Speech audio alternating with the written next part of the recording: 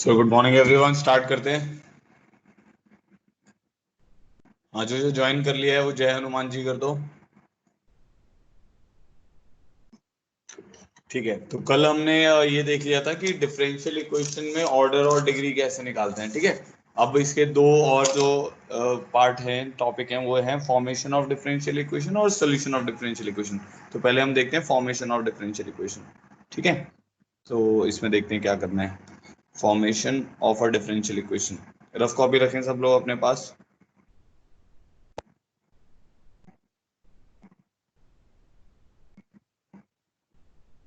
Formation of a differential equation में क्या करना होता है कि हमें ना डिफरेंशियल इक्वेशन फॉर्म करनी होती है।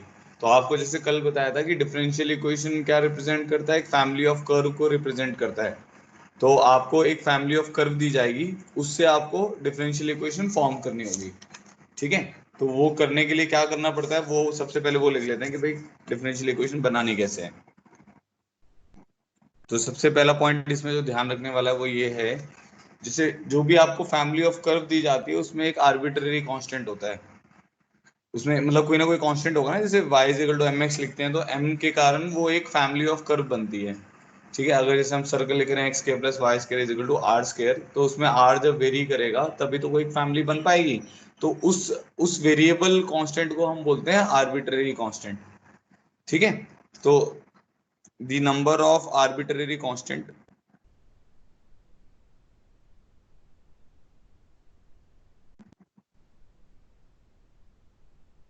in a given family of curve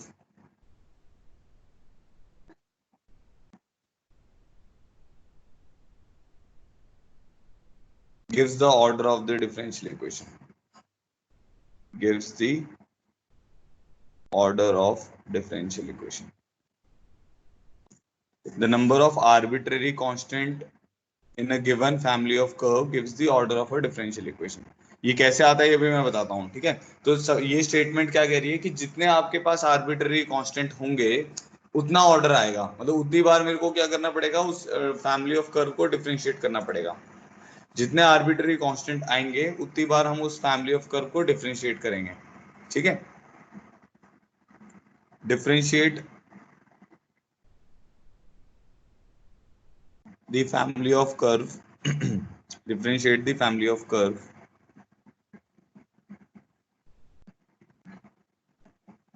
n times if n is the number of arbitrary constant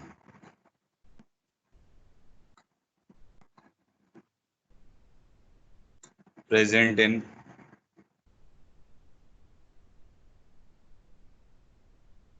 family of curve।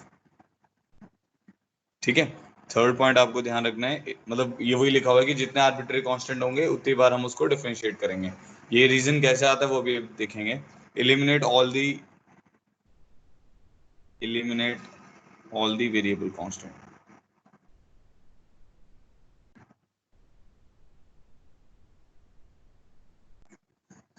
ठीक है, अच्छा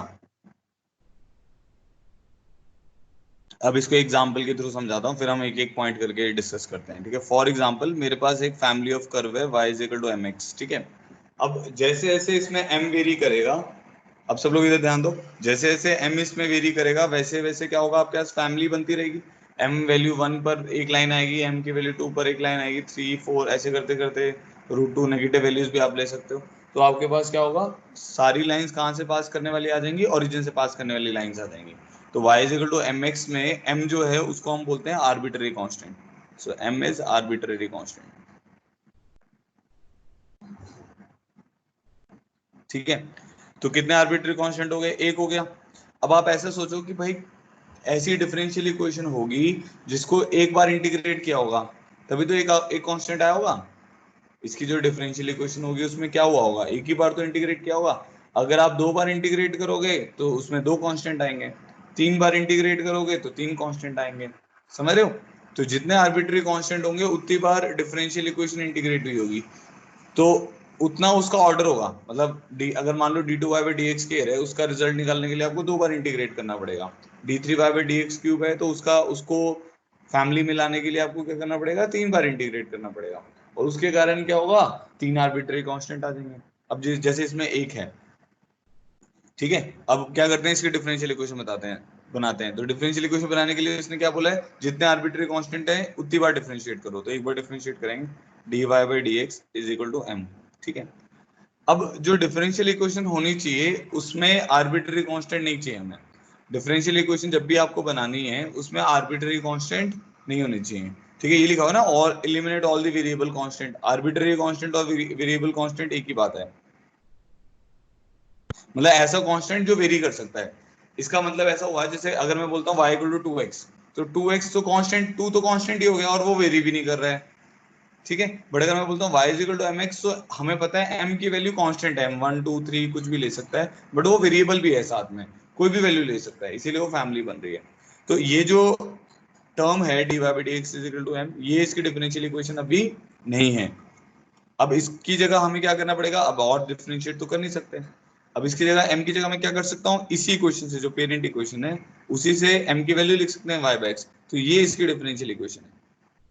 तो ये जो कर्व है y इक्वल टू mx, जो पैरेलल लाइंस, मतलब लाइंस पासिंग थ्रू ओरिजिन है, फैमिली ऑफ लाइंस है, उसकी डिफरेंशियल इक्वेशन क्या है, dy by dx is equal to y by x।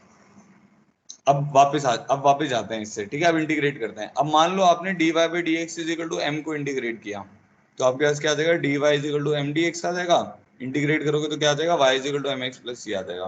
तो मतलब dy by dx is equal to m जो है उसको इंटीग्रेट करके आपको mx प्लस c मिल रहा है, जबकि आपके पास लाइन की इक्वेशन तो y इक्वल टू mx है। तो इसका मतलब ये इसकी डिफरेंशियल इक्वेशन ऑब्वियसली नहीं हो सकती, समझ गए ना, क्योंकि इसमें दो आर्बिट्री कांस्टेंट आ गए। तो और हमारी जो एक्चुअल इक्वेशन थी वो तो y इक्वल टू mx थी। अच्छा जी, अब इसको इंटीग्रेट करते हैं। इसको इंटीग्रेट करेंगे तो क्या आएगा, dy by y is equal to dx by x। अब इसको इंटीग्रेट करोगे तो क्या आएगा, ln y is equal to ln x plus c। इसको हम लिख सकते हैं ln y is equal to ln x plus c, को लिख सकते हैं ln m। तो अब लॉग लॉग हटाएंगे तो क्या आ जाएगा, ये log ऑफ mx बन जाएगा, क्योंकि प्रॉपर्टी होती है। तो y is equal to mx आ जाएगा हमारे पास, ठीक है। तो जितने आपके पास आर्बिट्री कांस्टेंट होंगे उतनी बार आपको उसको इक्वेशन को क्या करना पड़ेगा, डिफरेंशिएट करना पड़ेगा। और फिर जो भी आपकी डिफरेंशियल इक्वेशन बनेगी उसमें आर्बिट्री कांस्टेंट नहीं होने चाहिए। तो जो जितने नंबर ऑफ आर्बिट्री कांस्टेंट हैं, ठीक है, कम से कम बनाने हैं आपको। अगर मान लो दो आर्बिट्री, जैसे मान लो मेरे पास ऐसा कुछ आ जाता है y is equal to m1 plus m2x, तो ये दो आर्बिट्री कांस्टेंट नहीं है। m1 प्लस m2 ऐड होकर एक और वेरिएबल कांस्टेंट बन जाएगा, तो मान लेते हैं y is equal to kx हो गया है। तो इसमें कितने आर्बिट्री कांस्टेंट है, एक ही आर्बिट्री कांस्टेंट है। जितने आर्बिट्री कांस्टेंट होंगे उतना ऑर्डर होगा उस इक्वेशन का, डिफरेंशियल इक्वेशन का ऑर्डर उतना बनेगा। ऑर्डर कैसे डिसाइड होता था, कितनी बार आपने डिफरेंशिएट किया है, ठीक है। तो अब ये तीनों पॉइंट एक बार फिर देखते हैं, फिर बताओ आपको क्लियर हो गया कि नहीं क्लियर हुआ। The number of arbitrary constant in a given family of curve gives the order of the differential equation. हमें क्या करना है, हमें formation of a differential equation करनी है, मतलब डिफरेंशियल इक्वेशन बनानी है। तो आपको ना एक फैमिली ऑफ कर्व दे दिया जाएगा, उसमें आर्बिट्री कांस्टेंट होंगे। जितने आर्बिट्री कांस्टेंट होंगे, मिनिमम नंबर ऑफ जितने पॉसिबल हैं, उतना ऑर्डर ऑफ डिफरेंशियल इक्वेशन होगा, क्योंकि मैं उतनी बार उसको डिफरेंशिएट करूंगा, ठीक है। अब बनाने के लिए क्या करना है, जितने नंबर ऑफ आर्बिट्री कांस्टेंट उतनी बार डिफरेंशिएट किया, ठीक है, वो आपको क्या बता देगा, order of the differential equation बता देगा। फिर जो भी आपकी इक्वेशन बनेगी उसमें आर्बिट्री कांस्टेंट नहीं होना चाहिए, उसको एलिमिनेट कर देना है। क्योंकि अगर वो होगा, आपने देखा जैसे अगर आपने डिफरेंशियल इक्वेशन ली जिसमें आर्बिट्री कांस्टेंट रखा, तो वो क्या करेगा, जब आप इंटीग्रेट करोगे तो आर्बिट्री कांस्टेंट के नंबर को बढ़ा देगा, जो कि हमारे लिए गड़बड़ करेगा, ठीक है। अब एक एग्जाम्पल करते हैं, एक प्रॉब्लम करते हैं जिससे आपको थोड़ा सा और आइडिया लगेगा। अब मान लो मेरे पास है y is equal to a e raise to the power x plus b. मेरे को इसमें लिखा हुआ है a comma b are arbitrary constants. मेरे को इसकी डिफरेंशियल इक्वेशन बनानी है। So find differential equation. तो कुछ नहीं, सबसे पहले क्या करना है, ये देखना है कि भाई कितने आर्बिट्री कांस्टेंट है। जैसे इसमें मैं इसको ऐसे लिख सकता हूँ, ए ई की पावर एक्स इंटू ई की पावर बी। तो a is also a constant, e raise to the power b is also a constant. दो कांस्टेंट को मल्टीप्लाई करके एक कांस्टेंट मिल जाएगा, तो इसको हम के ई की पावर एक्स भी लिख सकते हैं, ठीक है। अब d Y by D x मेरा किसके बराबर आएगा, d Y by D x मेरे पास आ जाएगा के ई की पावर एक्स ही आ जाएगा, उसका डेरिवेटिव तो, ठीक है। और के ई की पावर एक्स हमारा किसके बराबर है, वाई के बराबर है, देख रहे हो, के ई की पावर एक्स वाई के बराबर है। तो इसकी डिफरेंशियल इक्वेशन क्या बन जाएगी, d Y by D x is equal to y. देख लो कितने आर्बिट्री कांस्टेंट थे, मतलब वैसे देखने पर दो लग रहे हैं, बट वो रिड्यूस होकर कितना बन गया, एक बन गया, इसीलिए इसका ऑर्डर कितना आएगा, एक ही आएगा। ठीक है, ये बात समझ आ गई होगी आप लोग को, कोई दिक्कत तो नहीं, किसी को ऑल क्लियर करो यहां तक, जो भी क्लियर है आपको।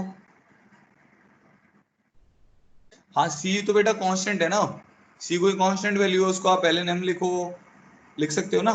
मान लो 2 है आपके पास, उसको आप लिख सकते हो ना l n of e square, तो एल एन के बीच में लिख सकते हैं, कोई दिक्कत ही नहीं, क्योंकि लॉग की रेंज -∞ से इन्फिनिटी होती है।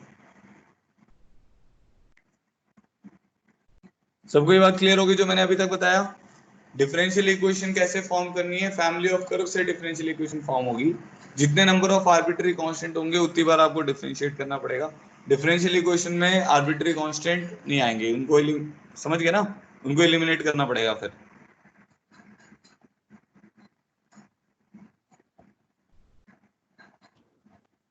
ठीक है, आगे बढ़ते हैं।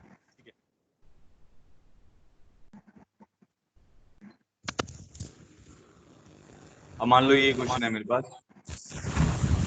एक्स वाई सी स्क्वायर, निकालो एक बार इसका।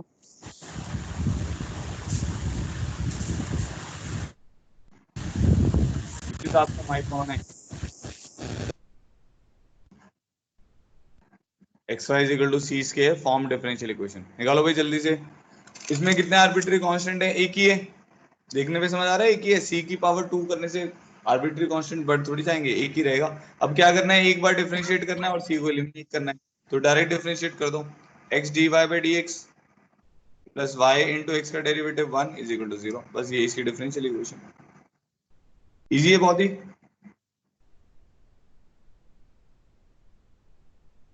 समझ आ गया होगा मेरे को लग रहा है सबको। ठीक है, अब और निकालते हैं, find differential equation of all concentric circles. अब ऐसे भी आ जाते हैं जिसमें वो ना स्टेटमेंट देता है फैमिली की, all concentric circles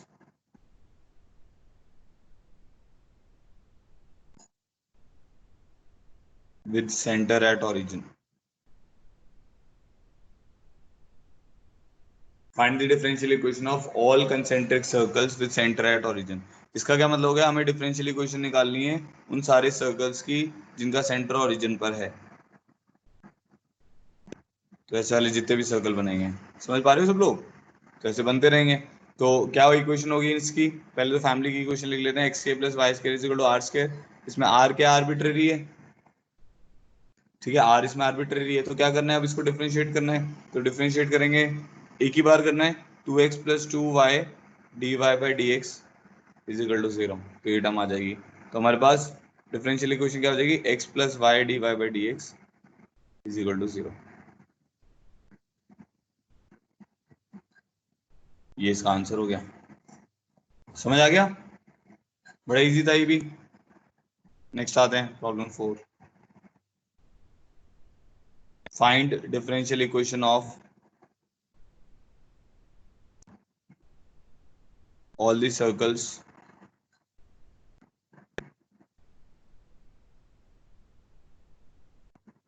touching the x-axis at origin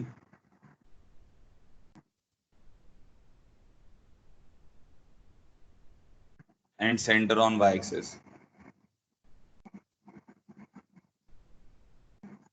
ये एक बार ट्राई करो, find the differential equation of all the circles touching x-axis at origin and center on y-axis। उसमें सारे सर्कल कवर होने चाहिए, ये ध्यान रखना है आपको।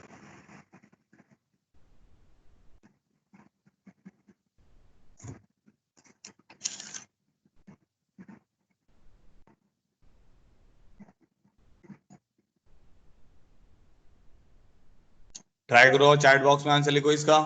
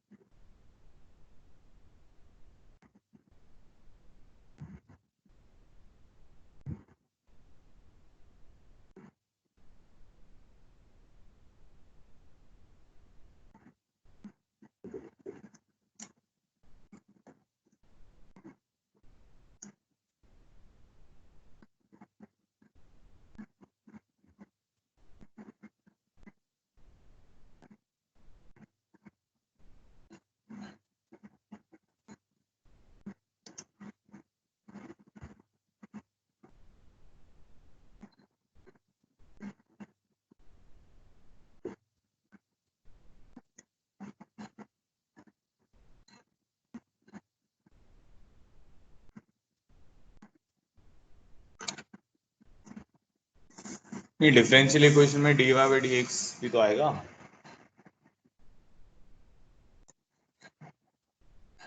देखो इसमें क्या होगा, आपके पास सारे सर्कल जो हैं वो एक्स एक्सिस पे टच कर रहे हैं, एक्स एक्सिस को ओरिजिन पे टच कर रहे हैं, और उनका सेंटर कहाँ पर है, वाई एक्सिस पर है। तो ऐसे सर्कल्स होंगे, जैसे ये एक सर्कल आ गया, ठीक है, इधर को भी आ जाएंगे ऐसे। समझ आ रहा है सबको? तो differential equation of all circle touching the x axis at origin and centre on y axis. तो मान लेते हैं जैसे इसका सेंटर है 0, क्योंकि वाई एक्सिस पर आ रहा है, तो रेडियस भी ये हो जाएगा, तो ये रेडियस भी हो जाएगा। तो सर्कल की इक्वेशन क्या हो जाएगी, एक्स माइनस जीरो का whole square plus y minus a का whole square is equal to a square. Clear है ये बात तो सबको? ठीक है, अब हमारे को क्या चाहिए, हमें डिफरेंशियल इक्वेशन चाहिए, कितने आर्बिट्री कांस्टेंट है, एक ही आर्बिट्री कांस्टेंट है, तो मतलब आप एक ही बार डिफरेंशिएट कर सकते हो इसको। तो इसको लिख लेते हैं, x square plus y square minus two a y is equal to zero हो जाएगा ये, क्योंकि y square minus two a y plus a square बनेगा, और डिफरेंशिएट करो तो two x plus two y d Y by D x minus two a d Y by D x is equal to zero. ठीक है, तो यहाँ से हमारे पास ए आ जा रहा है। ए कैसे आ जाएगा, ये बन जाएगा x plus y d Y by D x divided by d Y by D x is equal to a, two से टू कैंसिल कर दिया मैंने। ठीक है, अब ए की वैल्यू ये समझ आ गया होगा आप लोग को, x plus y d Y by D x से डिवाइड कर दिया d Y by D x, वो ए के बराबर आ गया। अब क्योंकि और तो कुछ आप कर नहीं सकते यहाँ पे, देखो एक चीज समझो कि अगर हमारे पास एक ही आर्बिट्री कांस्टेंट है तो हम एक ही बार डिफरेंशिएट कर सकते हैं, उससे ज्यादा बार तो डिफरेंशिएट कर ही नहीं सकते, तो हमें एक ही बार डिफरेंशिएट करना पड़ेगा। और अब ये आपकी डिफरेंशियल इक्वेशन इसीलिए नहीं होगी क्योंकि इसमें आर्बिट्री कांस्टेंट आ रहा है, उसको एलिमिनेट करना है, तो ए की वैल्यू आप यहाँ से निकाल लीजिए। तो हम ऐसे लिख सकते हैं, x plus y d Y by D x, या अब d Y by D x से डिवाइड कर देता हूँ, तो बन जाएगा x d x by d y. समझ आ गया? ये ऊपर जाएगा तो x d x by d y plus y is equal to, एक ही जगह अब हम क्या लिख सकते हैं, एक ही जगह लिख सकते हैं x square plus y square divided by two y. तो ये इसकी डिफरेंशियल इक्वेशन हो गई।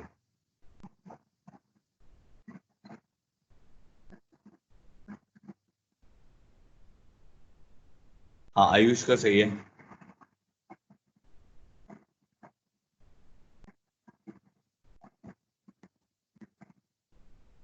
हाँ वैभव का भी सही है। ठीक है, आप दोनों के सही आंसर है। चलो अब इसको और सिंप्लीफाई भी किया जा सकता है, मतलब नेक्स्ट प्रॉब्लम पे आते हैं। क्लियर हो गया होगा सबको मेरे ख्याल से। नेक्स्ट प्रॉब्लम पे आते हैं, तो ये हो गया हमारा प्रॉब्लम नंबर 4। प्रॉब्लम नंबर 5,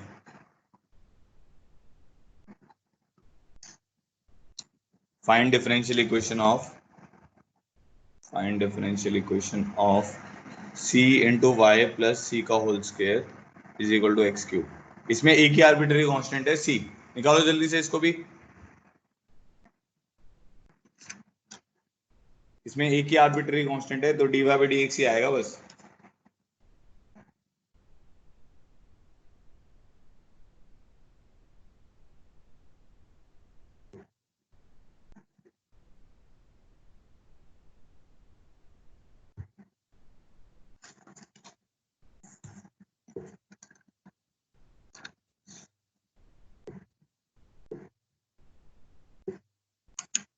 सी को D Y by D X निकालना है, फिर सी को एलिमिनेट करना है। देखो अच्छा क्वेश्चन है ये।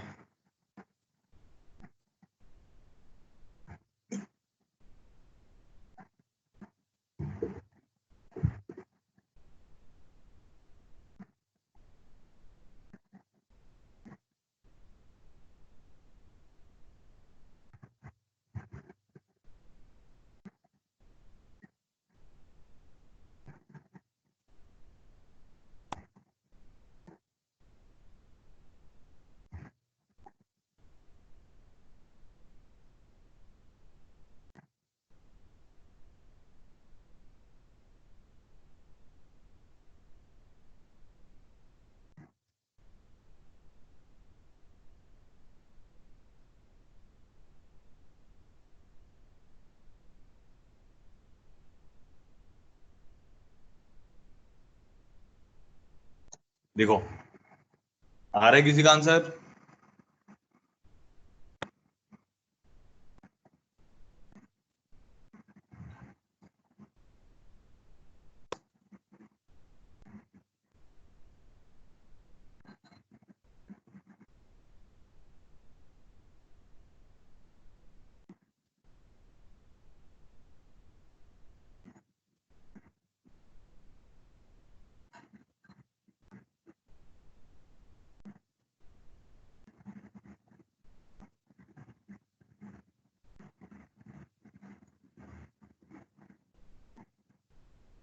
देखो क्या करेंगे इसमें, इसको डिफ्रेंशिएट करते हैं तो बन जाएगा सी, पहले तो ये क्वेश्चन नहीं लिख देता हूँ, c into y plus c square is equal to x cube, ये फैमिली है ठीक है। अब इसको डिफ्रेंशिएट करेंगे तो क्या आएगा, 2c into y plus c y dash is equal to 3x square. ये भी समझ आ गया होगा, ये समझ आया कैसे लिखा, इसको डिफरेंशिएट कर दिया, सी तो कांस्टेंट है तो 2 times of y plus c into y dash is equal to 3x square. अब आप क्या करो, हमें किसी तरीके से सी को एलिमिनेट करना है, तो इन दोनों को डिवाइड कर लेते हैं, इन दोनों को डिवाइड करो। तो जैसे आप इन दोनों को डिवाइड करोगे तो क्या बनेगा अपने पास, वाई प्लस सी, ऊपर वाई प्लस सी बच जाएगा, सी कट जाएगा और एक वाई प्लस सी कट जाएगा, divided by 2 y dash is equal to x/3 बच जाएगा। ठीक है, तो हमारे पास जो c आएगा वो आ जाएगा 2x/3 माइनस वाई, ये c की वैल्यू आ गई, 2x/3 माइनस वाई। ठीक है, तो ये c की वैल्यू आ गई। अब बस, अब हमें क्या करना है, फाइंड डिफरेंशियल इक्वेशन इस, अब ये हमारे पास y डैश तो आ गया ना, अब इससे ज्यादा तो हम डिफरेंशिएट कर ही नहीं सकते। अब c को उठा के इसमें पुट कर दो, किसमें, c times of y plus c का जो होल स्क्वायर था वो किसके बराबर था, x क्यूब के बराबर था। तो c की वैल्यू कितनी आ जाएगी, 2x/3 माइनस वाई। ठीक है, y प्लस सी की वैल्यू तो y, इसको y को उधर ले जाओगे तो y प्लस सी मिल जाएगा ना, तो क्या आ जाएगा 2x/3 का whole square is equal to x।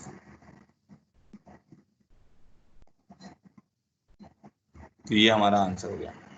देखो भाई समझ आ गया तो ऑल क्लियर करो एक बार सब लोग, कुछ भी डाउट है अभी तक तो बताओ, इस प्रॉब्लम में कोई डाउट तो नहीं है। सिंपल था, बस एक ही आर्बिट्री कांस्टेंट एक बार डिफरेंशिएट करना था, डिवाइड करके सी की वैल्यू निकाल ली, उसको पेरेंट इक्वेशन में पुट कर दिया। आपके पास एक तो हमेशा पेरेंट इक्वेशन होगी, एक जो डिफरेंशिएट करके इक्वेशंस बनेंगी वो होंगी, उन्हीं में से आपको बस एलिमिनेशन वगैरह करना होगा।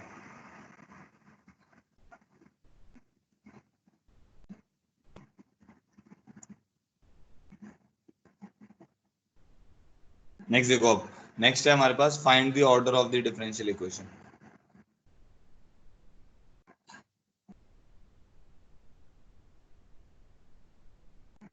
इसमें ए पार्ट है, y is equal to a e की power x plus b plus c, where a b c are arbitrary constants. बताओ भाई क्या ऑर्डर होगा, आंसर लिखो चैट बॉक्स में इसका।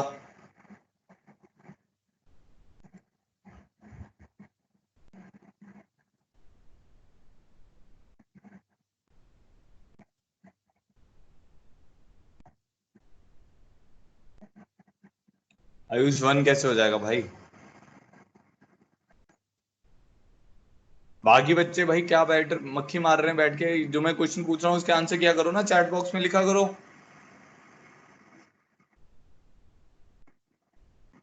देखो इसको ऐसे लिखोगे ना आप, y is equal to a into e की पावर x इंटू ई की पावर b प्लस सी, तो सबसे पहले ये तो क्वेश्चन बताया था इसी के जैसा, y is equal to a into e की पावर b, अब क्या हो जाएगा, कांस्टेंट हो जाएगा, दो दो आर्बिट्री कांस्टेंट मल्टीप्लाई करके एक आर्बिट्री कांस्टेंट नया बना देंगे, के ई एक्स प्लस सी। अब ये k और c तो हट ही नहीं सकते ना, ऐसा थोड़ी हो जाएगा k और c जो है वो अलग हो जाएं, मतलब या क्लब हो जाएं, ऐसा हो नहीं सकता, तो ये दोनों आर्बिट्री कांस्टेंट रहेंगे ही रहेंगे, इसीलिए इसका ऑर्डर कितना आएगा, क्योंकि दो आर्बिट्री कांस्टेंट है इस इक्वेशन में, दो आर्बिट्री कांस्टेंट हैं, इसीलिए ऑर्डर क्या रहेगा, टू।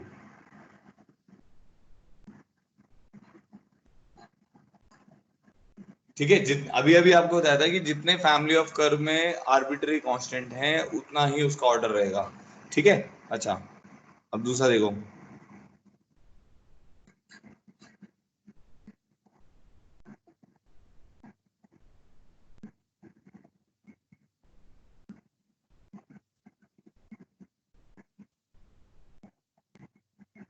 इसमें बताओ इसका ऑर्डर कितना रहेगा।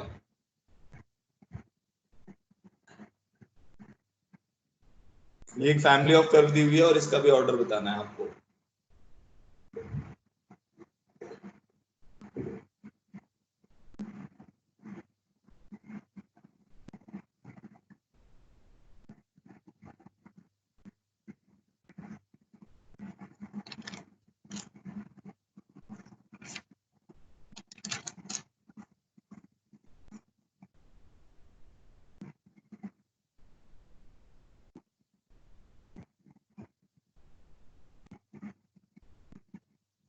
देखो इसको हम क्या करेंगे, अब इसमें रिड्यूस करने की कोशिश करेंगे।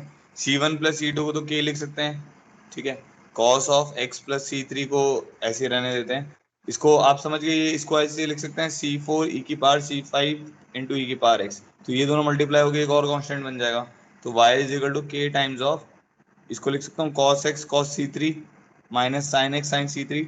देख लेते हैं ये भी अगर सिंप्लीफाई हो रहा हो further, minus lambda e raise to the power x. C4 e raise to the power C5 को हमने लैम्डा लिख दिया है, ठीक है। तो अब मेरे पास क्या आ जाएगा, y इज इक्वल टू थोड़ी देर बाद के कॉस C3 जो हो जाएगा के cos C3 into cos x, ये एक कांस्टेंट हो गया, माइनस के sign C3 into sine x, ये दूसरा कांस्टेंट हो गया, minus lambda e raise to the power x. तो तीन आर्बिट्री कांस्टेंट हो रहे हैं।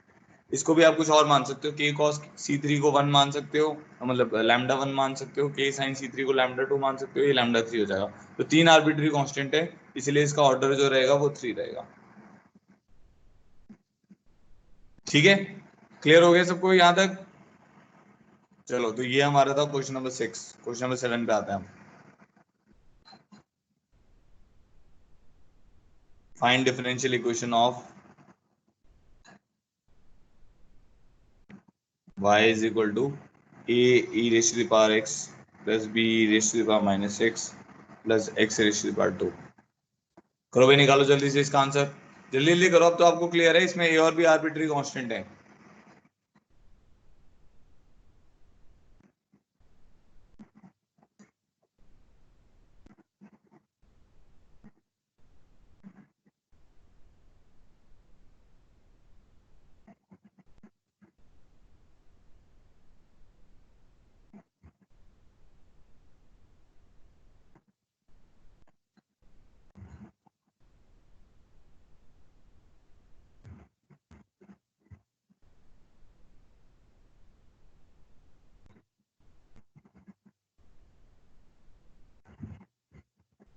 अब इसमें डिफरेंशियल इक्वेशन जो बनेगी उसका ऑर्डर 2 बनेगा।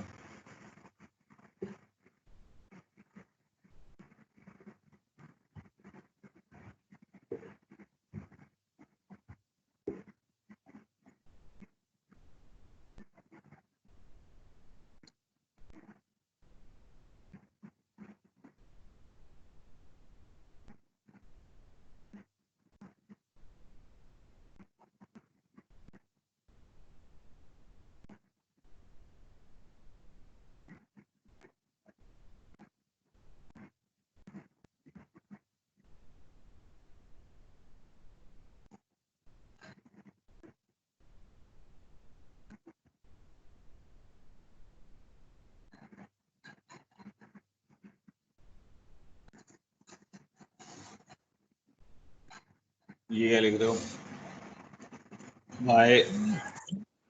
वाई प्लस उसमें वो शैली, आप भी वही लिख रहे हो, उसमें वो भी तो लिखो कि वाई डैश आएगा, वाई डबल डैश आएगा, क्या आएगा?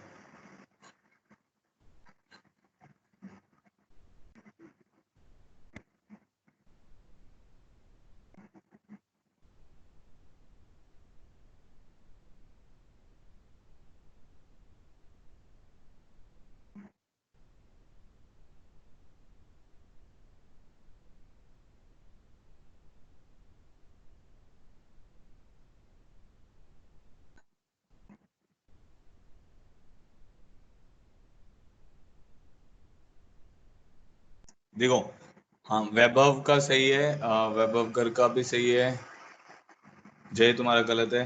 देखो इसमें क्या करना है, जैसे y is equal to capital A e raise to the power x है plus b e raise to the power minus x है प्लस x की पावर 2 है, ठीक है। अब इसका एक बार डेरिवेटिव लेंगे तो क्या आएगा, a ई की पावर x माइनस b ई की power minus x plus 2x। समझ आ गया सबको? अब डेरिवेटिव लोगे, a तो कांस्टेंट है, e की पावर x है, e की पावर x आ जाएगा, और e की पावर माइनस एक्स हो जाएगा, e की power minus x into minus 1 plus 2x, ठीक है जी। डबल डेरिवेटिव लेते हैं, वो कितना आ जाएगा, a e की पावर x आएगा, यहाँ पे कितना आ जाएगा, b की पावर माइनस एक्स प्लस 2 आ जाएगा। अब ये जो टर्म है, ये डबल डेरिवेटिव दो ही बार डेरिवेटिव ले सकते थे आप, ये तो आपको क्लियर है, क्योंकि हमारे कितने इसमें आर्बिट्री कांस्टेंट है, दो आर्बिट्री कांस्टेंट है, इसलिए दो ही बार डेरिवेटिव ले सकते हैं। अब ये जो टर्म है ये एलिमिनेट हो जाएगी इस पेरेंट इक्वेशन से। आपके पास अब 3 इक्वेशन है, तीनों इक्वेशन से एलिमिनेट करके ए और बी को हटाना है, बट ये इसी से हो जा रही है एलिमिनेट, क्योंकि वही टर्म दोबारा से बन जा रही है। तो मैं लिख सकता हूँ y double dash is equal to y minus x square plus 2, y double dash is equal to y minus x square plus 2, ये मेरा आंसर हो जाएगा।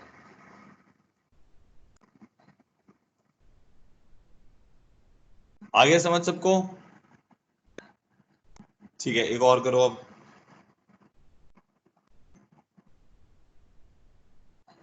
y is equal to a e raise to the power 3x plus b e raise to the power 5x। इसकी निकालनी है differential equation if a b are arbitrary constant.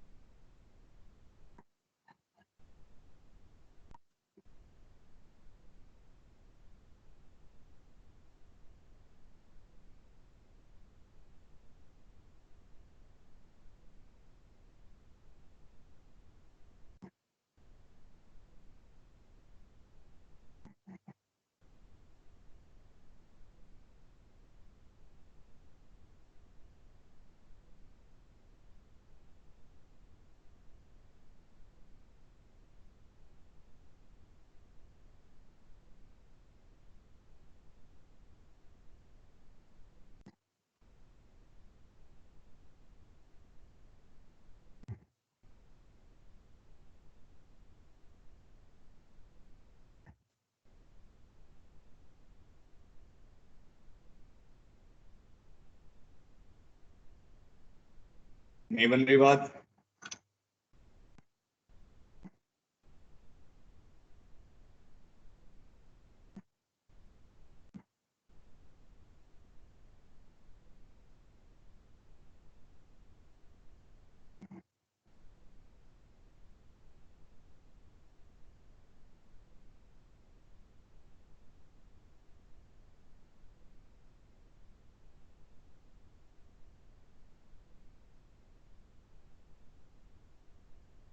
सही है वैभव।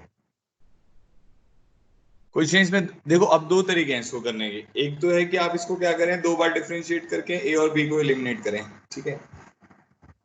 और जो दूसरा ज्यादा अच्छा तरीका है वो क्या है, देखो एक बार मैं क्या करूंगा ना, जैसे मैंने यहाँ पर ये बना हुआ था e की पावर x और b e की पावर माइनस एक्स, अगर ऐसी कुछ टर्म रहती है ना a e की power x plus b e की पावर माइनस एक्स, इसके साथ ये फायदा होता है कि इसको जब आप दो बार डिफरेंशिएट करोगे ये टर्म दोबारा से वही आ जाएगी।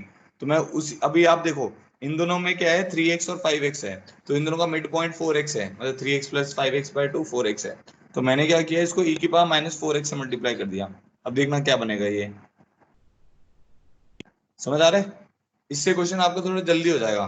तो मैंने e की पावर माइनस 4x से दोनों तरफ जब मल्टीप्लाई किया तो मेरे पास आ गया y e की power minus 4x is equal to a e की power minus x plus b e की पावर x। अब डिफरेंशिएट करो इसको, अब आपका क्वेश्चन जल्दी हो जाएगा। y इंटू ई की power minus 4x into minus 4 plus e की power minus 4x into y dash is equal to, एक बार डेरिवेटिव लेंगे तो क्या आ जाएगा, a e की power minus x into minus 1 plus b e की पावर x। ठीक है, तो ये टर्म हमारे पास बन गई -4 e की power -4x into y plus y dash into e की power -4x is equal to b e की power x minus a e की पावर -x। अब एक बार और डिफरेंशिएट करते हैं इसको, तो अब एक बार डिफरेंशिएट करेंगे तो क्या आएगा, तो हमारे पास हो जाएगा 4 इंटू ई की power -4x into y dash plus Y into e की पावर -4x इंटू -4, ठीक है, प्लस यहाँ पे आ जाएगा y double dash into e की पावर -4x इंटू ई की power -4x into -4 into y dash. ठीक है, अब इसका डेरिवेटिव क्या आ जाएगा, ए ई की power -x plus b e की पावर x। तो अब आप देख रहे हो ये दो बार डिफरेंशिएट करने पे दो बार करना ही था हमें, ये ऑटोमेटिकली एलिमिनेट हो गया। ये टर्म की वैल्यू हमें पता ही है, ए ई की power -x plus b e की पावर x की वैल्यू कितनी है, y इंटू ई की पावर -4x है। ठीक है, तो ये टर्म लिख देते हैं y इंटू ई की पावर माइनस 4x। अब देखो e की पावर माइनस 4x हर जगह से कट जा रहा है, e की पावर माइनस 4x कॉमन निकाल के कैंसिल कर सकते हो क्योंकि जीरो तो होगा नहीं। तो क्या बचेगा हमारे पास, minus 4y dash plus 16y plus y double dash, ये रिटर्न आ जाएगी माइनस 4y डैश और minus y is equal to 0। तो हमारी फाइनल इक्वेशन बन रही है y double dash minus 8y dash plus 15y is equal to 0। तो ये हमारी डिफरेंशियल इक्वेशन आ गई। ठीक है, इसको आप ऐसे भी लिख सकते हो d2y/dx square minus 8dy/dx plus 15y is equal to 0। Clear हो गया सबको? एक बार ऑल क्लियर करो एक बार अगर हो गया तो।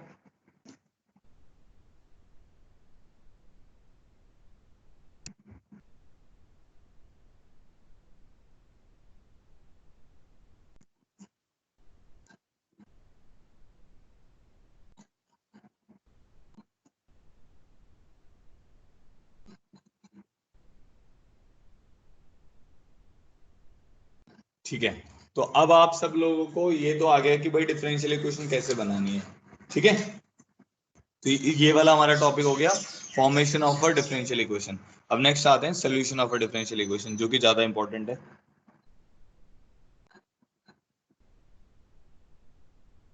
अब इधर ध्यान दो सब लोग, इस चैप्टर में यही सबसे ज्यादा इंपॉर्टेंट चीज है, solution of a differential equation. मतलब इसमें अब हम क्या करेंगे, अब जैसे आपने डिफरेंशियल इक्वेशन बना ली, तो अब आपको क्या करेगा, वो डिफरेंशियल इक्वेशन देगा, बनी बनाई डिफरेंशियल इक्वेशन देगा और बोलेगा इसकी फैमिली ऑफ कर्व निकालो, मतलब इंटीग्रेट करना पड़ेगा बेसिकली। ठीक है, और उसकी बहुत सारी टाइप्स हैं।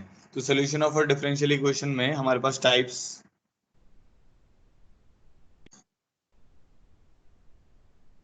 ऑफ सोल्यूशन है, वो कौन कौन से हैं वो अभी देख लेते हैं।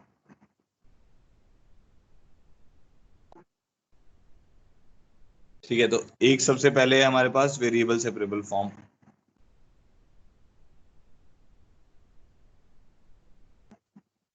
अभी करेंगे एक एक करके, टाइप भी करेंगे। वेरिएबल सेपरेबल फॉर्म नाम से पता चल रहा है, जैसे आपके जो भी डिफरेंशियल इक्वेशन होगी उसमें क्या होंगे, दो वेरिएबल होंगे, एक x होगा, y होगा, या x होगा t होगा, x होगा p होगा, ऐसे करके दो वेरिएबल हो सकते हैं। तो हमें क्या करना है, हमारे पास दो साइड्स होती हैं, एक लेफ्ट हैंड साइड एक राइट हैंड साइड। तो वेरिएबल सेपरेबल में क्या करना है, लेफ्ट हैंड साइड में एक वेरिएबल रख लो, राइट हैंड साइड में दूसरा वेरिएबल रख लो, दोनों को इंटीग्रेट करो, कांस्टेंट ऑफ इंटीग्रेशन लगाओ, आपका सोल्यूशन आ जाएगा। तो वेरिएबल सेपरेबल फॉर्म है सबसे पहली। ठीक है, इसमें दो फर्दर इसकी सब टाइप्स हैं, एक है जनरल फॉर्म, ठीक है, और एक है रिड्यूसिबल फॉर्म।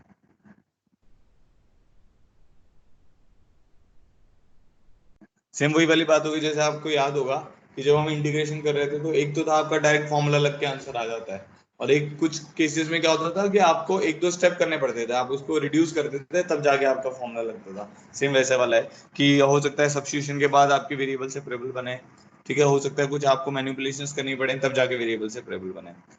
तो सबसे पहली फॉर्म होगी हमारी वेरिएबल सेपरेबल। नेक्स्ट है हमारी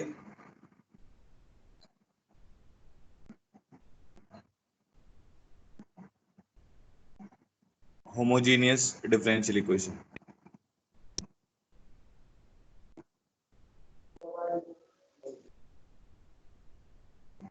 तो होमोजीनियस डिफरेंशियल इक्वेशन में क्या है, इसमें भी दो टाइप्स हैं, एक है जनरल टाइप और एक है रिड्यूसिबल टाइप।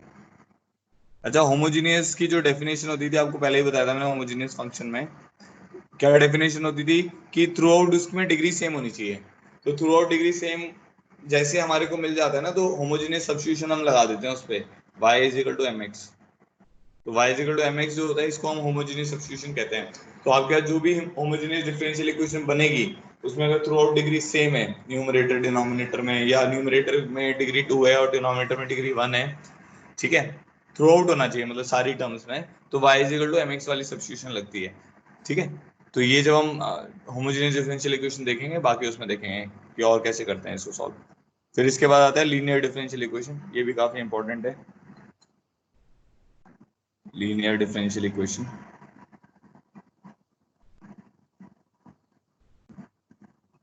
इसमें होता है L D E in x, इसको बोलते हैं linear differential equation in x, L D E in y, इसकी सब टाइप्स हैं, L D E in y. ठीक है, फिर रिड्यूसिबल,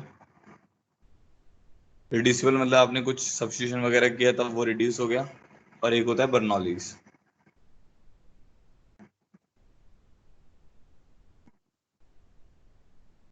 ठीक है, तो इसकी 4 फर्दर सब टाइप्स हैं, एल्डी इन एक्स, एल्डी इन वाई, रिड्यूसिबल और बर्नौली। नेक्स्ट हमारे पास क्या होता है, एग्जैक्ट फॉर्म। नेक्स्ट टाइप है हमारी एग्जैक्ट फॉर्म, और एक और है क्लेरॉट्स इक्वेशन।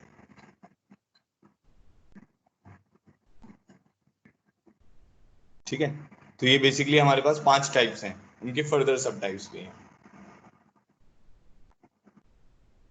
ठीक है, कौन कौन सी 5 टाइप है, वेरिएबल सेपरेबल फॉर्म, अभी करेंगे एक एक करके, हर एक टाइप को करेंगे। वेरिएबल सेपरेबल फॉर्म जैसे मैंने आपको बताया, उसमें 2 वेरिएबल होंगे, सेपरेट करना है, इंटीग्रेट करना है। ठीक है, होमोजीनियस डिफरेंशियल इक्वेशन में क्या होगा, मतलब डिग्री सेम हो रही होगी न्यूमरेटर और डिनोमिनेटर की, तो उसमें y इक्वल टू mx वाली सब्स्टिट्यूशन लगेगी। लीनियर डिफरेंशियल इक्वेशन आपको आगे ही बताएंगे। तो एक एग्जैक्ट मतलब एक एग्जैक्ट एक पर्टिकुलर टाइप का इक्वेशन है, जैसे dy by D x plus p y is equal to q बोलते हैं उसमें, जो एल डी इन वाई होती है। एग्जैक्ट फॉर्म में क्या होता है कि डायरेक्ट हमारे पास फॉर्मूले बनते हैं। क्लियर आउट इक्वेशन एक अलग टाइप की टाइप है। ठीक है, तो ये अभी बता नहीं पाऊंगा, अभी बताऊंगा, अभी तो आपको कुछ समझ नहीं आएगा, तो इसलिए हम वेरिएबल सेपरेबल से ही स्टार्ट करेंगे। फिर होगा क्या, जैसे आप इंटीग्रेशन नहीं करते थे, कुछ कुछ सॉल्व करते जा रहे हो और एंड में जाके फिर कुछ ना कुछ फॉर्मूला बन जाएगा। यहाँ पर भी ऐसे ही होगा, आपने कुछ कुछ सॉल्व किया और एंड में जाके वो वेरिएबल सेपरेबल जैसी फॉर्म बन जाएगी, फिर इंटीग्रेट करना आपके लिए आसान हो जाएगा। ठीक है, अच्छा, अब इसके बाद टाइप्स ऑफ सोल्यूशन का भी आपको ध्यान रखना है। जैसे आप ट्रिग्नोमेट्री की क्वेश्चन में अगर आपको याद हो, आप टाइप्स ऑफ सोल्यूशन करते थे, कैसे होते थे, एक होता था जनरल सोल्यूशन, एक होता था प्रिंसिपल सोल्यूशन, याद है, एक होता था पर्टिकुलर सोल्यूशन। ऐसे इसमें भी सोल्यूशंस हैं, जैसे एक होता है जनरल सोल्यूशन। जनरल सोल्यूशन वही होगा जो आपका, जिसमें फैमिली ऑफ कर्व आएगा आपके पास, तो ऐसा लिख लेते हैं, जनरल सोल्यूशन में आपके पास क्या आएगा, फैमिली ऑफ कर्व आ जाएगा। आपने इंटीग्रेट किया, मान लो y is equal to mx आ गया इंटीग्रेट करके, तो एक फैमिली ऑफ कर्व हो गया। तो एक सोल्यूशन तो आपकी टाइप हो गई general solution.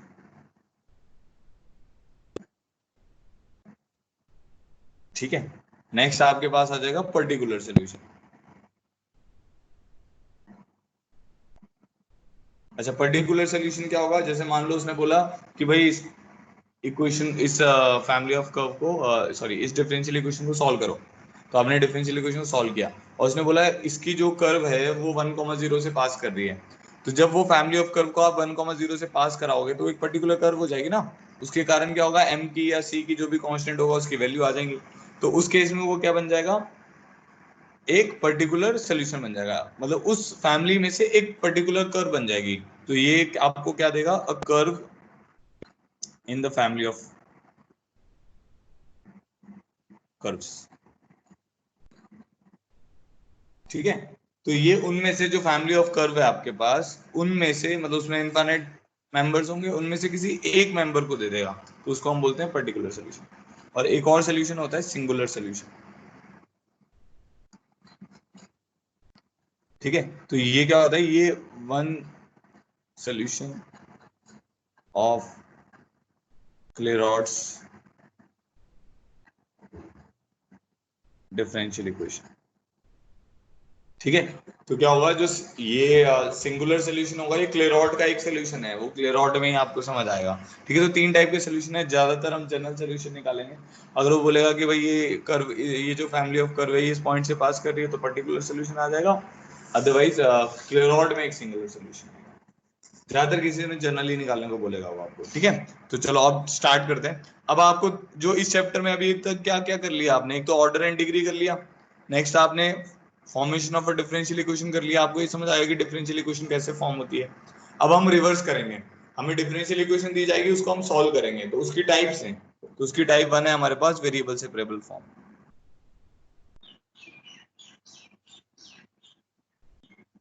Variable separable form,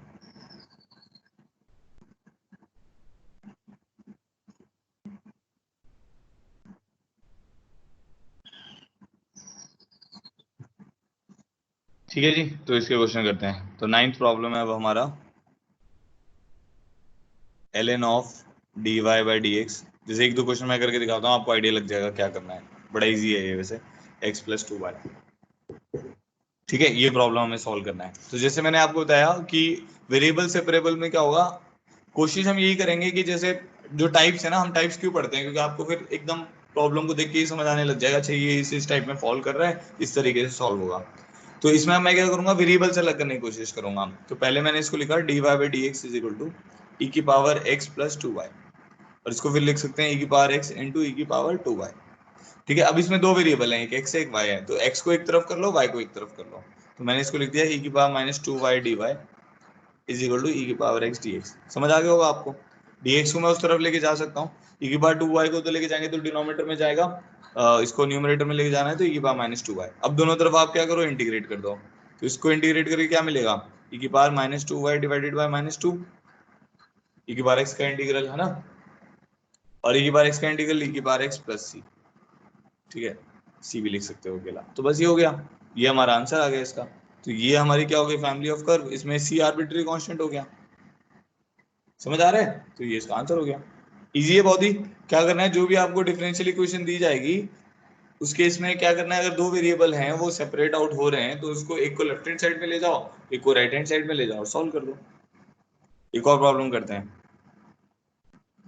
इसमें क्या है, x into y square plus 1 dx plus Y into x square plus 1 dx। अब देखो वही है, इसमें इंटीग्रेशन आना चाहिए, जो थोड़ा मुश्किल प्रॉब्लम होगा उसमें इंटीग्रेशन मुश्किल होगा। यहाँ पे dy है। ठीक है, देखो इस प्रॉब्लम में x into y square plus 1 dx plus Y into x square plus 1 dy is equal to 0। तो इसको मैं ऐसे लिख सकता हूँ, x into y square plus 1 dx is equal to minus y times of x square plus 1 dy। अब क्या करेंगे, डिवाइड करते हैं वाई स्केयर, अच्छा वेरिएबल अलग करते हैं, तो x इस तरफ बैठा हुआ है तो x dx upon x square plus 1 लिख लेते हैं इसको। यहाँ पे आ जाएगा minus y d y upon y square plus 1। तो एक जैसे ही हो गया, दोनों तरफ एक जैसी टर्म्स ही आ गई, फिर तो बड़ा इजी हो गया। तो इसको 2 से दोनों तरफ मल्टीप्लाई कर देते हैं और इंटीग्रेशन का साइन लगा देते हैं। तो हुआ क्या, जो डिनोमिनेटर है उसका डेरिवेटिव न्यूमरेटर में है, तो डिनोमिनेटर को t मानोगे ऊपर dt बन जाएगा। तो क्या आ जाएगा, ln of x square plus 1 is equal to minus ln of y square plus 1 plus c. ठीक है, इसको उधर ले जाएंगे तो हमारे पास आ जाएगा x square plus 1 into y square plus 1 का log is equal to c. ठीक है, तो अब लॉग हटाओगे तो ई की पावर सी, उसको कांस्टेंट लिख सकते हैं, तो एक्स के plus 1 into y square plus 1 is equal to some constant k. तो ये इसका आंसर आ जाएगा। अगर समझ आ गया तो ऑल क्लियर करो एक बार सब लोग। यहां तक कोई दिक्कत तो नहीं है किसी को भी।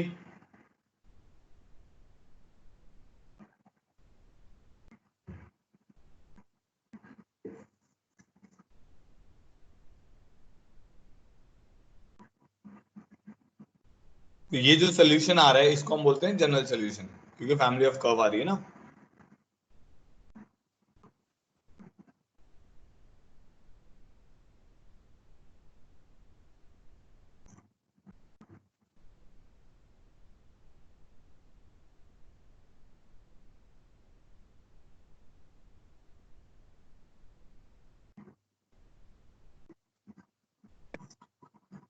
फिर नेक्स्ट इसको सॉल्व करो, इसका आंसर निकालो।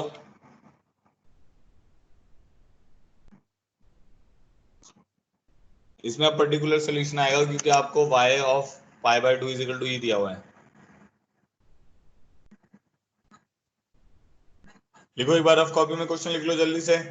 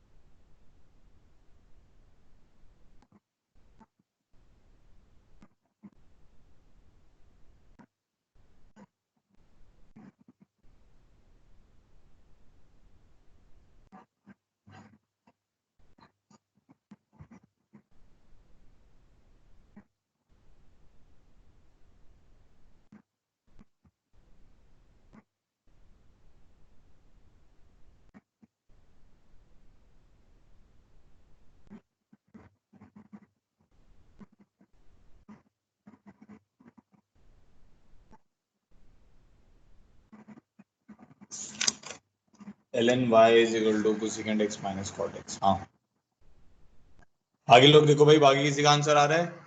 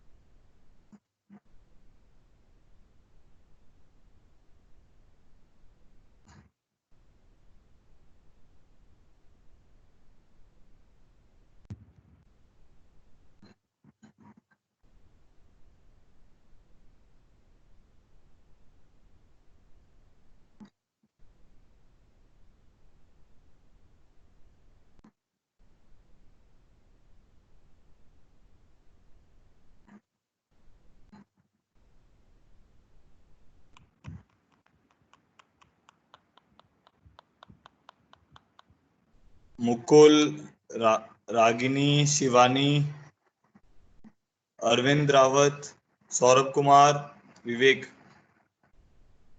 इनमें से कोई भी प्रेजेंट है तो यस लिखो। अगर आप बीच में नेटवर्क के कारण आप एग्जिट करते हैं तो प्लीज मेरे को इन्फॉर्म किया करो।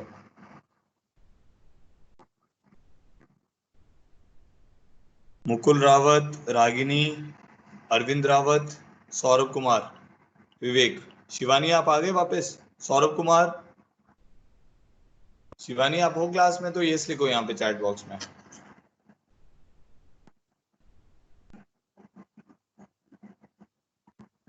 ठीक है, ओके।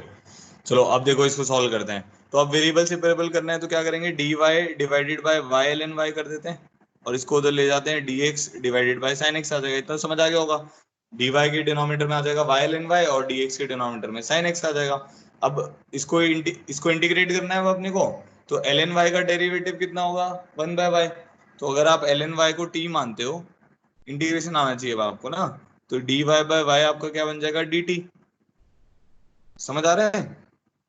तो इस तरफ क्या बन जाएगा, ये लेफ्ट हैंड साइड में अगर हम देखेंगे तो हमारे पास टर्म बन जाएगी डी टी बाई टी, तो एल एन टी बन जाएगा। तो मतलब l n of l n y is equal to cosecant x का इंटीग्रल क्या होता है, दोनों तरफ इंटीग्रेशन का साइन लगा दो। कोसेकेंट एक्स का इंटीग्रल क्या होता है, minus cosecant x cot x, है ना? नहीं, वो तो डेरिवेटिव होता है, सॉरी। एल एन में आएगा इसका भी ना। तो जैसे सीकेंड एक्स का इंटीग्रल क्या होता है, l n of mod of secant x plus tan x. Cosecant x का इंटीग्रल होता है l n mod cosecant x minus cot x. तो कोसेकेंट एक्स का डेरिवेटिव माइनस कोसेकेंट कॉट होता है, बट जो इसका इंटीग्रल होता है वो l n mod cosecant minus cot होता है। ठीक है, प्लस सी लगाना पड़ेगा हमें। तो अब क्या करेंगे, लॉग हटा सकते हैं, इस सी को हम लिख सकते हैं एल एन के, क्योंकि एल एन के भी कांस्टेंट है। तो लॉग लॉग हटाएंगे, क्या आ जाएगा, l n y is equal to cosecant x minus cot x into k आ जाएगा आपके पास। अब उसने एक टर्म दिया हुआ है, y of pi by two is equal to e. तो y of pi by two is equal to e कहने का मतलब हो गया कि जब तू x की जगह पाई बाई टू गिरेगा y की वैल्यू e आएगी। तो एल एन ई वन होता है, cosecant pi by two one होता है, cot pi by two zero होता है। इससे क्या पता चल जाएगा, k की वैल्यू वन आएगी। तो हमारे पास रिजल्ट आ जाएगा l n y is equal to cosecant x minus cot x. तो y किसके बराबर आ जाएगा, e की power cosecant x minus cot x. तो ये हमारा फाइनल आंसर हो गया। लॉग में भी लिख सकते हो, कोई प्रॉब्लम नहीं है। क्लियर हो गया आप सबको ये? ठीक है, नेक्स्ट करो। जिसको ये क्लियर हो गया है एक बार ऑल क्लियर कर दो सब लोग, जिसको भी ये समझ आ गया अच्छे से। फिर हम नेक्स्ट प्रॉब्लम करते हैं। नेक्स्ट प्रॉब्लम है हमारे पास, d Y by D x is equal to e की पावर एक्स माइनस वाई।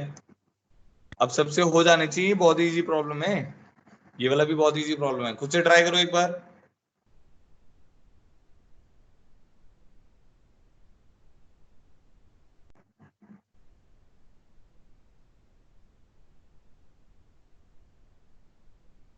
ठीक है, अब खुद से ये वाला ट्राई करो। नेक्स्ट प्रॉब्लम 12, आंसर निकालो जल्दी से इसका।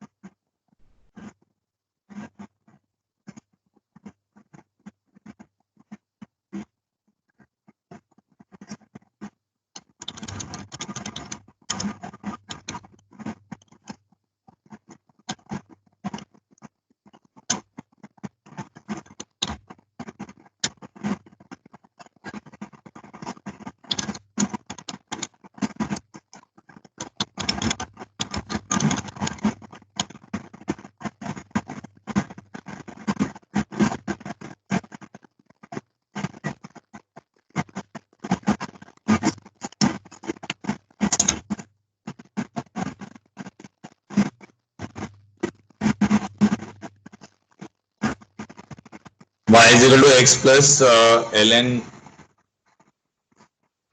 x cube by 3।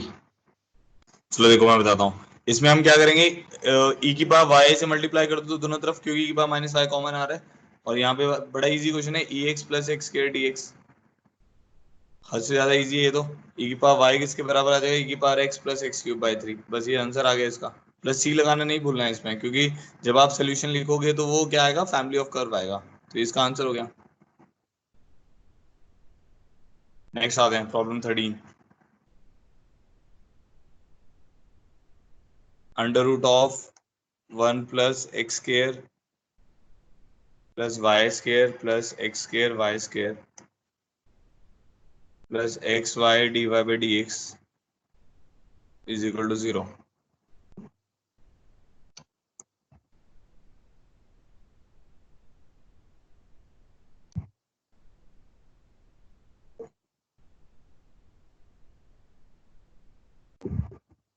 करो, ट्राई करो, आंसर बताओ इसका।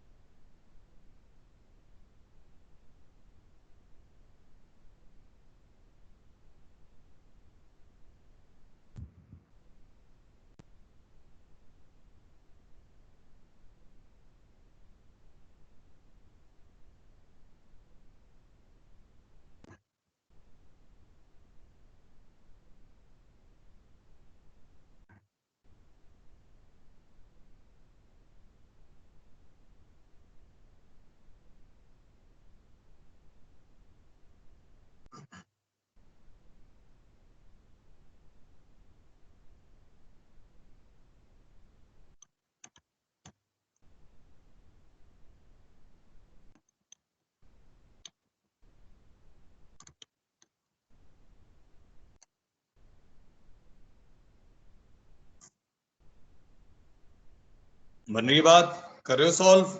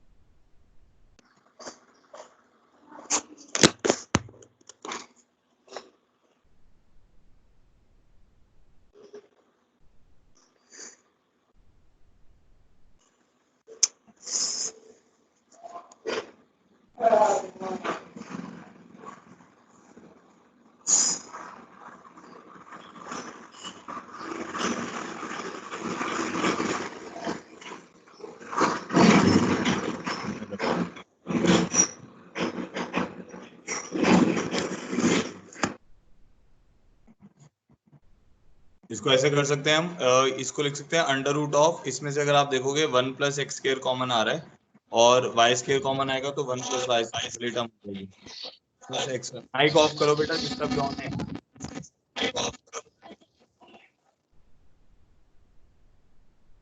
खुश, आपका माइक ऑन है।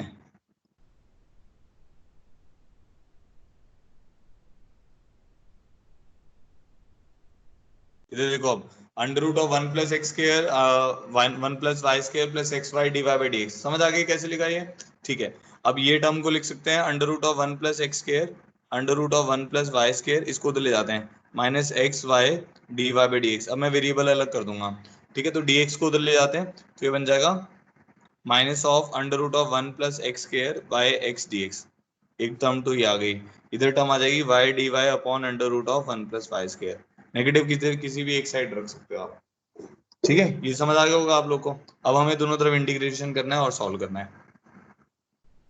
तो अब ये प्रॉब्लम ऐसा हो गया। अब देखो राइट हैंड साइड वाला इंटीग्रल सॉल्व करना तो आपके लिए आसान है, देखने पे समझ आ रहा है। ये जो राइट हैंड साइड में है इसमें तो क्या है कि इसका डेरिवेटिव ऊपर बैठा हुआ है, तो 2 से मल्टीप्लाई डिवाइड करते हैं तो खत्म हो गया, ये सॉल्व हो जाएगा। अब लेफ्ट हैंड साइड को देख लेते हैं। इसको सॉल्व करने के लिए आप क्या करो, 1 प्लस एक्स स्क्वायर को टी स्क्वायर मान लो। 1 प्लस एक्स स्क्वायर को टी स्क्वायर मान लेते हैं, ठीक है। तो क्या होगा, आपके पास 2x dx जो आएगा वो आ जाएगा 2t dt। तो इंटीग्रल आपका किसके बराबर हो जाएगा, minus of under root of 1 plus x square आपके पास टी बन जाएगा। ठीक है, इसको एक बार x से मल्टीप्लाई डिवाइड और कर देते हैं, तो x dx की जगह मैं क्या लिख दूंगा, t dt, और x स्क्वायर की जगह क्या लिख देंगे, t स्क्वायर माइनस 1। समझ आ गया ना, x dx की जगह t dt आ गया, फिर नीचे x स्क्वायर है उसकी जगह लिख दिया t स्क्वायर माइनस 1। यहाँ पर क्या आ जाएगा 1/2, इसको से 1 प्लस वाई स्क्वायर को यहाँ पे z मान लेते हैं, तो 2y dy आपके पास dz हो जाएगा। तो ये टर्म आपके पास बन जाएगी dz बाय रूट z। ठीक है, तो अब सॉल्व कर लेते हैं। तो ये बन जाएगा minus of t square minus 1 plus 1 upon t square minus 1, 1 add और सब्ट्रैक्ट कर दिया, plus half times of z की पावर हाफ बाय हाफ आ जाएगा, प्लस c1 आ जाएगा। इस तरफ क्या बन जाएगा हमारे पास, minus of t square minus 1 का इंटीग्रल तो t हो जाएगा, plus d t by t square minus 1। तो टी स्क्वायर माइनस 1 का इंटीग्रल रहता है 1/2a ln of mod t minus 1 upon t plus 1। ठीक है, इज इक्वल टू जेड की पावर हाफ प्लस सी। अब t और z की वैल्यू डाल देते हैं। t की वैल्यू क्या है, under root of 1 plus x square, तो ये आ जाएगा minus of under root of 1 plus x square plus half times of ln of under root of 1 plus x square minus 1 under root of 1 plus x square plus 1 is equal to z की power half. Z कितना था हमारा, 1 plus y square था, तो under root of 1 plus y square plus, और simplify किया जा सकता है इसको।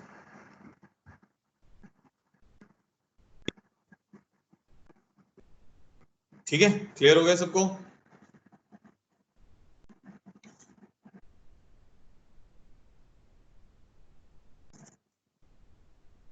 ठीक है, अब आते हैं वेरिएबल। ये हो गया आपका वेरिएबल सेपरेबल की टाइप हो गई ना एक। अब इसमें जो रिड्यूसिबल वाली टाइप है वो उस पर आ गए हैं। तो variable separable type 2,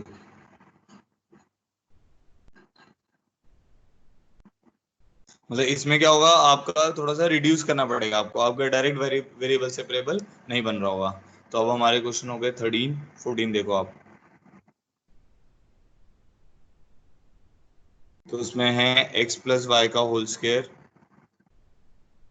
dy by D x is equal to 4। इसको सॉल्व करना है।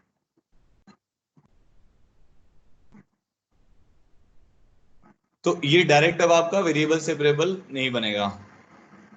ठीक है, अब देखो इसको ध्यान से, x प्लस वाई के whole square d Y by D x is equal to 4 है, तो ये डायरेक्ट वेरिएबल सेपरेबल नहीं बनेगा।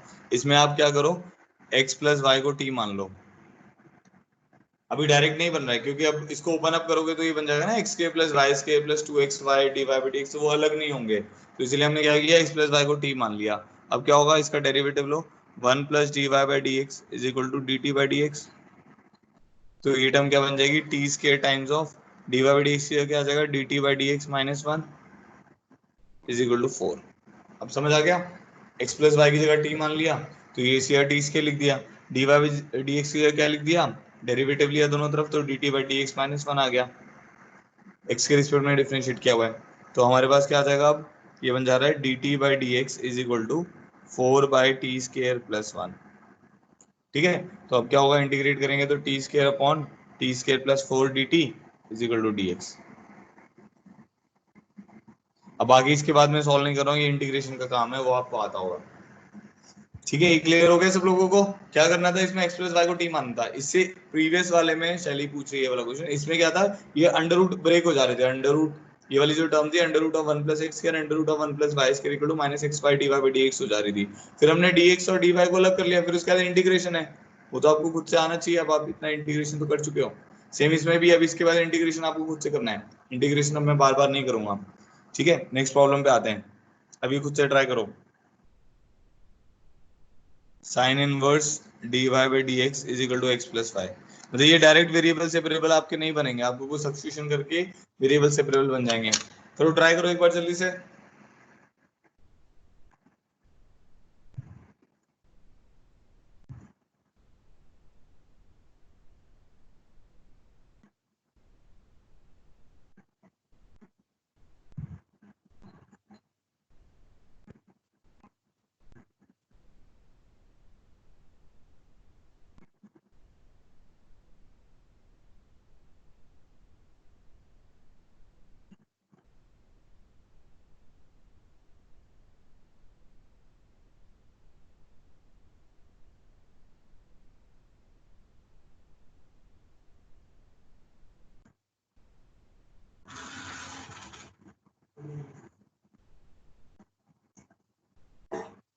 ये ग्लास और लेना है, मुझे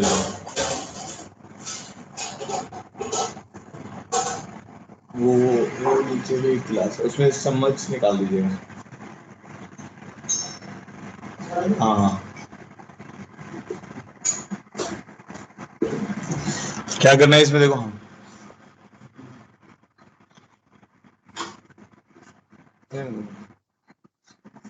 इसमें क्या करेंगे, तो sine inverse d Y by D x equal to x plus y है, तो आप लिख सकते हो d Y by D x is equal to sine of x plus y. बस हो गया, आप खत्म क्वेश्चन। क्या करोगे, एक्स प्लस वाई को टी मान लेते हैं, तो one plus d Y by D x किसके बराबर आ जाएगा आपके पास, d t by D x के बराबर आ जाएगा। तो आपके पास टर्म बन जाएगी d t by D x minus one is equal to sine t. तो क्या बन जाएगा, d t by D x is equal to one plus sine t. अब ये बन जाएगा integral of d t upon one plus sine t, हो गया ना, वेरिएबल सेपरेबल हो गया, is equal to integral of d x one plus sine t. याद है कैसे इंटीग्रेट करते थे, वन माइनस साइन टी से मल्टीप्लाई डिवाइड करते थे, तो one minus sine t by नीचे कॉस स्क्वायर टी हो जाएगा डी टी, और यहाँ पे डी एक्स हो जाएगा। सॉल्व हो जाएगा अब तो ये। बेटा अपने माइक को ध्यान रखा करो यार, बहुत बच्चों का माइक ओपन हो रहता है। ठीक है, ये क्लियर हो गया आपको ये वाला क्वेश्चन। नेक्स्ट देखो,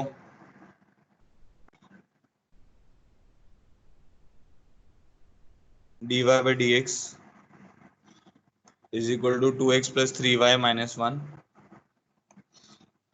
upon four x plus six y minus five.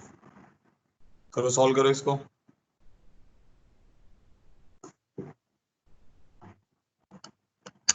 जिसका भी आंसर आ जा रहा है वो चैट बॉक्स में लिखो।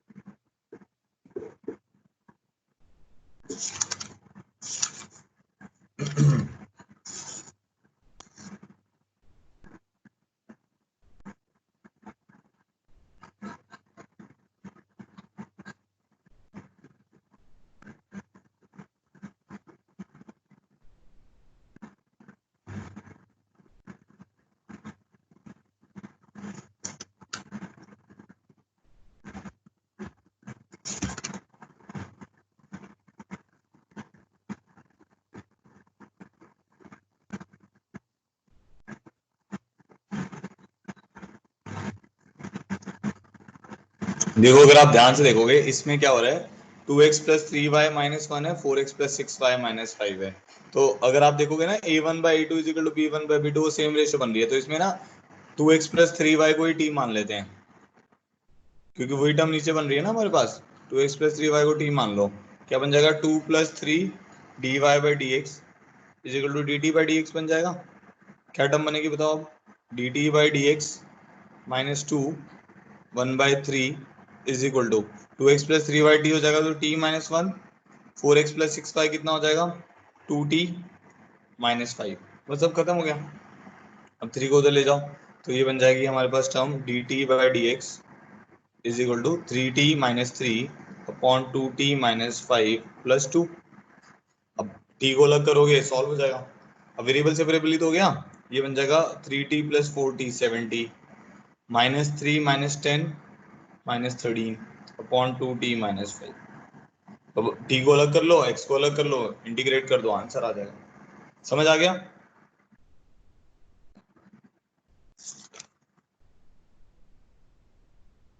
ठीक है, चलो आज के लिए हम इतना ही कर रहे हैं। अब आज की इवनिंग क्लास है एक, तो वो मैं बता देता हूँ आपको। आज फ्राइडे है क्योंकि, तो आज आपकी क्लास है 2:30 to 3:30। इसमें हम एरिया के डाउट लेंगे। तो जिसने भी थोड़ा बहुत कुछ कर लिया है वो उसी क्लास में आए और वहीं पे आके मैं आपसे डाउट पूछ लूंगा और वहीं पे आप मुझे बताएं एक्सरसाइज 1 एक्सरसाइज 2 ऐसे करके हम उसको करेंगे। एरिया से पहले अगर आपका कुछ डाउट है जो भी पिछला चैप्टर था हमारा डेफिनेट इंटीग्रेशन का, वो भी देख सकते हैं। ठीक है, तो एरिया और डेफिनेट इंटीग्रेशन के हम आपके डाउट्स ले लेंगे 2:30 to 3:30। जिसके डाउट्स हैं वो प्लीज उस क्लास में आए।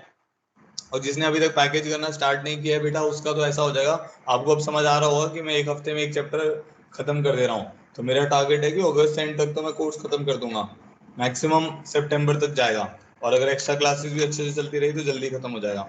तो अगस्त तक तो खत्म करने के पूरे आसार हैं। आपके कुछ वो वाले टॉपिक भी बचे हुए हैं ना, कॉम्प्लेक्स नंबर बचा हुआ है, सोल्यूशन ऑफ ट्राइंगल बचा हुआ है, वो 11th के कुछ टॉपिक बचे हुए हैं। 12th का तो हम कोशिश करेंगे अगस्त मिड तक ही खत्म कर दें। तो इसलिए प्लीज अपने होमवर्क को रेगुलर करते रहो, नहीं तो आपको बाद में यही नहीं समझ आएगा कि भाई ये कौन सा चैप्टर हो गया, कौन सा आता है कौन सा नहीं आता है। ठीक है, तो अब जो डिफरेंशियल इक्वेशन के हम क्वेश्चंस करेंगे ना उसमें पूरा सॉल्व नहीं करेंगे क्योंकि इंटीग्रेशन वाला पार्ट ही तो है। ठीक है, चलो thank you so much for joining in. अब शाम को मिलते हैं 2:30 to 3:30।